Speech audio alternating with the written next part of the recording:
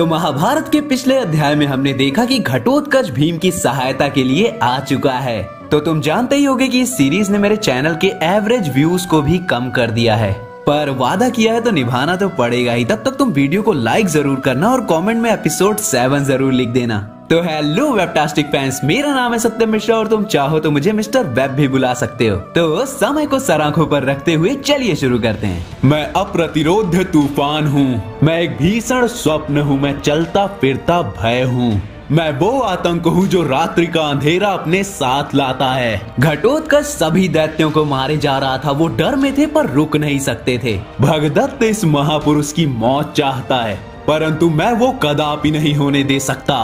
वो साहसी है मुझ पर प्रहार करने के लिए, परंतु वो मूर्ख भी है क्योंकि मैं उसका अंत हूँ। दुर्योधन समझ नहीं पा रहा था कि उस धुएं के बादल में चल क्या रहा है, पर तभी उसके रथ पर फेंका जाता है एक हाथी। अर्जुन भी दूर से ये सब देख रहा था पर समझ नहीं पा रहा था कि चल क्या रहा है। वो भीम की मदद के लिए जाने की कोशिश करता है, पर कृष्णा बोलते हैं भीम को मदद मिल चुकी है, बस उसको अभी इसका ज्ञात नहीं है। उधर भीम उस धुएं में खड़ा होता है। मुझे अब तक हजारों मौत मर जाना चाहिए था, मैं भी जीवित कैसे हूँ उन प्रहारों के पश्चात भी। मेरे युद्ध के बीच में किसने दखल दी, परंतु अभी वो सब मायने नहीं रखता। बागदत्त आओ, हमारी लड़ाई अभी खत्म नहीं हुई है। भीम और बागदत्त के बीच युद्ध होता है। उसके हाथी और दैत्य भी आते हैं, परंतु भीम उन्हें धरती पर गिरा देता है। वो उसको काबू नहीं कर पा रहे थे और वो भीम के सामने अपनी हार मान लेते हैं। और घटोत्कच अपने इंसानी रूप को धारण किए भीम के सामने आने से खुद को रोक लेता है, क्योंकि इस युद्ध में अभी उसको उसका कर्तव्य नहीं पता था। इधर भीम क्रोध में चूर बागदत्त को अपनी गदा के नीचे कुचल कुचल के मार देता है। कुछ समय पश्चात जब भीम अपने कार्यों की कहानी सुनाकर भोजन का आनंद ले रहा था, युधिष्ठिर छुपकर अकेले बैठे घटोत्कच की तरफ गए। वो घटोत्कच से बोलते हैं कि तुम्हारे पिता को पता होना चाहिए कि आज उनका जीवन किसने बचाया। तुम्हें तो उनके समक्ष बैठकर विजय का आनंद लेना चाहिए। मेरे साथ आओ, तुम्हारे काका और भ्राता तुम्हारा इंतजार कर रहे हैं। तुम एक योद्धा हो घटोत्कच। घटोत्कच बोलता है कि मैं अपने वचन से नहीं मुकर सकता, मैं एक आम योद्धा की तरह ही लड़ूंगा। मैं तब तक अपनी शक्तियों का पूर्ण उपयोग नहीं करूंगा जब तक मेरे पिता नहीं पुकारते मुझे।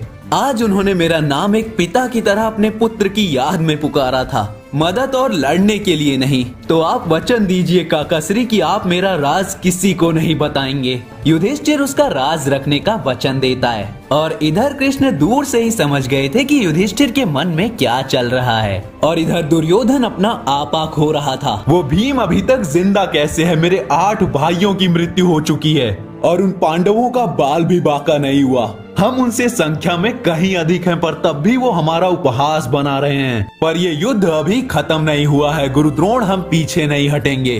राक्षसी अस्त्रों और शस्त्रों को सामने लाने का समय आ चुका है।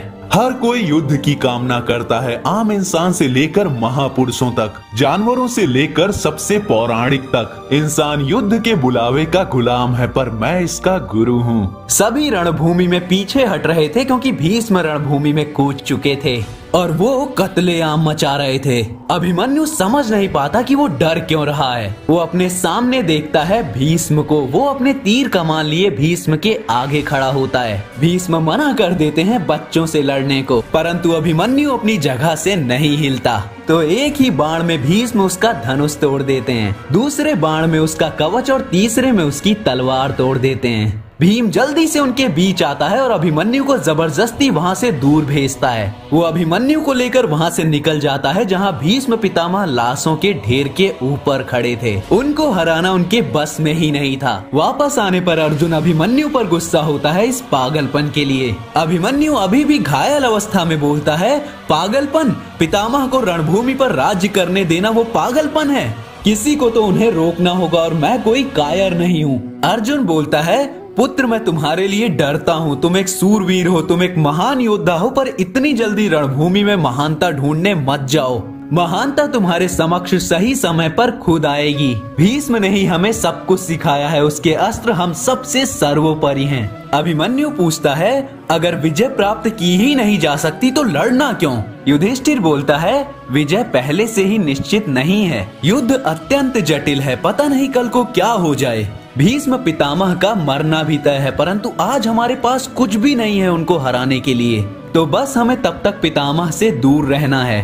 कृष्ण बोलते हैं, हमारे युग से पौराणिक युग में कुछ अस्त्र थे जिनका तोड़ भीष्म के पास भी नहीं है, और वो किन्हीं खंडरों में अभी भी पड़े हुए हैं। परंतु ये दो धारी तलवार की तरह है जो इन्हें धारण करने वाले के लिए भी खतरनाक है। इसीलिए मैंने पहले इनके बारे में नहीं बताया। तुम्हारे पास धर्म है तो तुम उस पर विश्वास रख कर युद्ध करो, और तुम इन अस्त्रों के बिना भी युद्ध जीत पाओगे। तभी युधिष्ठिर भीम से उन अस्त्रों की मांग करता है और भीम उन्हें लेने जाने के लिए तैयार हो जाता है। पर सवेरे जब भीम रथ की तरफ जाता है तो उसे पता चलता है कि कृष्ण ने उस स्थान का पता एक सारथी के जरिए अभिमन्यु के रथ में लगवा दिया है, और अभिमन्यु अकेला अपना रथ लिए वहां के लिए निकल गया है। भीम अर्जुन और उसके गुस्से के बारे में सोचता है और वो सारथी से बोलकर अभिमन्यु के पीछे जाने के लिए बोलता है। वो सोचते हैं कि मुझे महानता चाहिए, वो सोचते हैं कि मैं प्रसिद्ध होना चाहता हूँ ताकि कथाकार मेरी कहानियाँ सुनाए, परंतु मैं केवल अपने पिता को मुझ पर गर्व करवाना चाहता हूँ।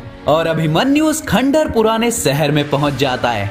वो टूटी इमारतों और पुराने हड्डियों के ढांचों से भरा था। उधर भीम उस सारथी के साथ रेगिस्तान में चल रहा था, तभी एक जानवर का उस पर हमला हो जाता है। भीम रथ से कूदकर उससे लड़ता है, पर वहाँ उसका साथ वो सारथी देता है। वो सारथी और कोई नहीं बल्कि घटोत्कच ही था, परंतु अपना मुंह छुपाए और इतने सालों तक ना देखे जाने की वजह से भीम उसको नहीं पहचान पाया। भीम उसकी तारीफ करता है तो वो सारथी यानी घटोत्कच बोलता है, मेरे पिता ने मुझे लड़ना सिखाया है, परंतु अगर मेरे पिता को पता चला तो वो बहुत नाराज होंगे। उन्होंने मुझे इस युद्ध में भाग लेने से मना किया हुआ है।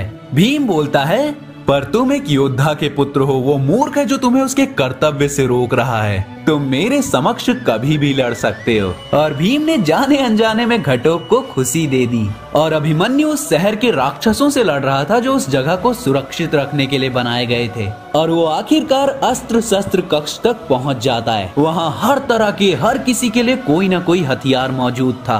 वो सोच रहा था कि उसे कौन सा हथियार लेना चाहिए। फिर वो एक लाल तलवार देखता है और उसे उठाता है, परंतु उसके उस तलवार को लेते ही मूर्तियां उस पर हमला करने को तैयार हो जाती हैं। भीम और सारथी आखिरकार अभिमन्यु तक पहुंच ही जाते हैं, परंतु वहां एक बड़ा सा धमाका होता है और भीम समझ जाता है कि अभिमन्यु कहाँ है। अभिमन्यु उन मूर्तियों को तबाह किए जा रहा था और वो आए ही जा रही थी। अभिमन्यु के चेहरे पर एक नई कशिश थी। वो इस तबाही से खुश हो रहा था और आखिरकार वो सबको खत्म कर देता है जब तक भीम अंदर पहुंचता है। भीम उन हथियारों को देख के खुश होता है, परंतु घटोत्कच बोलता है, सामने देखिए, इन लोगों ने इन हथियारों का प्रयोग किया और वो धरती से हमेशा के लिए खत्म हो गए। बस पीछे छोड़ गए अपना ये श्राप। अगर हमने ये हथियार अपनी सेना को दिए तो वो भी इनकी शक्तियों के चलते सब कुछ खत्म कर देंगे। हम इतिहास को दोबारा नहीं दोहरा सकते। भीम बोलता है, तुम्हारा कहना सही है, हमें इनकी जरूरत है, वो लेंगे और बाकी को तबाह कर देंगे। और अभिमन्यु, तुम वो क्रूर दिखने वाली तलवार लोगे? अभिमन्यु पूछता है, एक तलवार क्रूर कैसे हो सकती है काकाश्री? ये बस एक शस्त्र है जिसे युद्ध में मैं शत्रुओं के विरुद्ध इस्तेमाल करूंगा, मुझे और कुछ नहीं चाहिए। भीम समझ नहीं पाता, पर वो अभिमन्यु के अचानक व्यवहार में बदलाव पर ध्यान भी नहीं देता। वो उस जगह को तबाह करने के इरादे के साथ कुछ हथियार उठाता है, परंतु अभिमन्यु उस तलवार को हवा में उठा के बोलता है, अब कल होगा युद्ध। और अभिमन्यु की बात मानते हुए मैं भी बोलता हूँ कि अब अगला युद्ध कल होगा। आज का वीडियो यहीं खत्म करते हैं। अब तुम भी युद्ध शुरू कर दो इस पर व्यूज, लाइक्स और कमेंट देकर।